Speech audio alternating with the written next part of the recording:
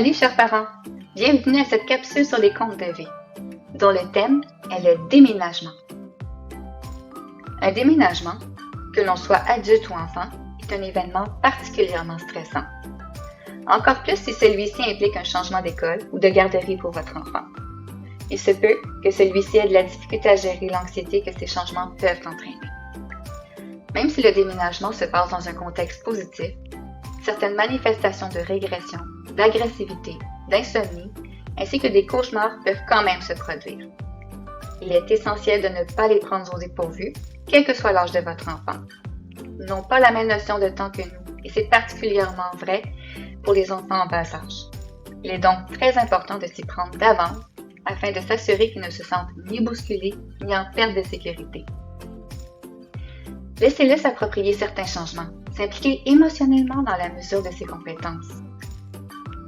Pourquoi ne pas faire un conseil de famille et décider des nouvelles règles de la future maison?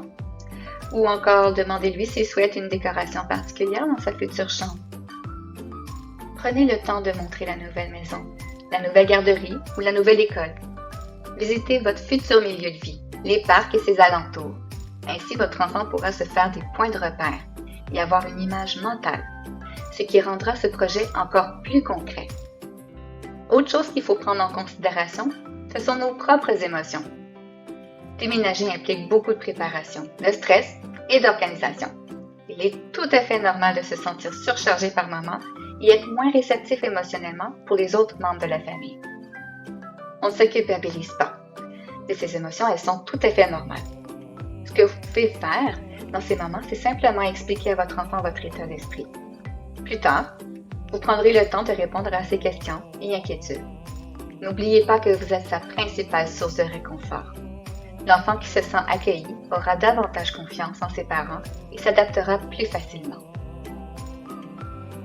La journée du déménagement, impliquez les enfants avec des tâches comme épousseter, remplir et vider les boîtes de leurs jouets et livres. Et pourquoi pas jouer avec les boîtes? Des gestes simples qui les occuperont le temps d'installer un minimum de confort.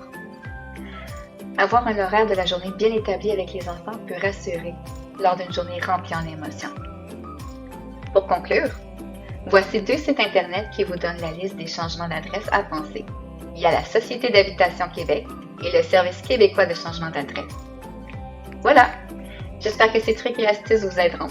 Si vous avez aimé cette capsule, je vous propose de mettre un j'aime et pourquoi pas vous abonner.